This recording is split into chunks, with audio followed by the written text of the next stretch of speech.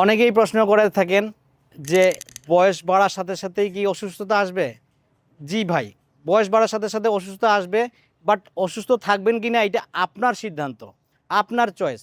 আপনি যদি মনে করেন আপনি সুস্থ থাকবেন তাহলে আপনি থাকতে পারেন। আমাদের শরীরের সাধারণত দুইটা বয়স আমরা কনসিডার করে থাকি।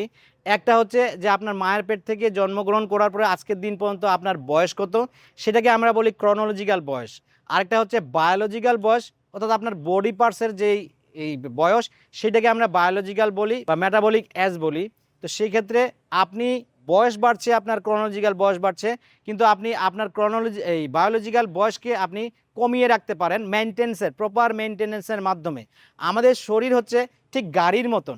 আপনি গাড়ি যেইভাবে প্রপারলি মেনটেন করলে যেমন দীর্ঘ সময় সেটা ভালো থাকে, সুস্থ থাকে এবং ভালো সার্ভিস দেয়, ঠিক শরীরকেও আপনি সেইভাবেই ব্যবহার করবেন, যাতে করে মেনটেনেন্স করবেন, যাতে করে আপনার বায়োলজিক্যাল বয়সকে আপনি আপনার ক্রনোলজিক্যাল বয়স থেকেও কমিয়ে রাখতে পারেন। মিনিমাম 10-12 বছর 15 বছর কমিয়ে রাখা সম্ভব, শুধুমাত্র আপনার হেলদি লাইফস্টাইল, আনহেলদি কম্পিটিশন থেকে যদি আপনি বেঁচে থাকেন।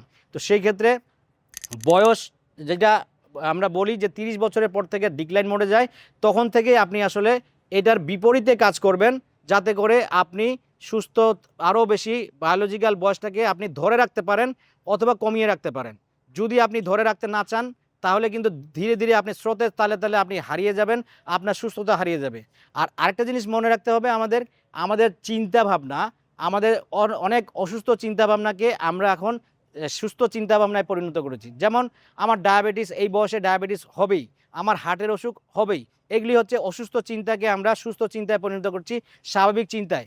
আপনি যা চিন্তা করেন সেটা হচ্ছে আপনি, আপনি যা খান সেটা হচ্ছেন আপনি, আপনি যেইভাবে মুভমেন্ট করেন, বডি মুভমেন্ট করেন, সেটা হচ্ছে আপনি। প্রত্যেকটা জিনিসের আপনি হচ্ছেন নির্মাতা।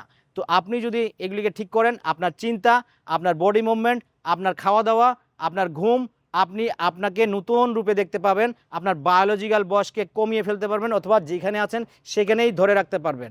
স্রোতের বিপরীতে থাকতে গেলে আপনাকে প্রেশার দিয়ে কাজ করে দাঁড়িয়ে থাকতে হবে। ভালো থাকবেন, ধন্যবাদ। যদি ভালো লেগে থাকে শেয়ার করবেন, লাইক দেবেন, আর যদি প্রশ্ন থাকে প্রশ্ন করবেন।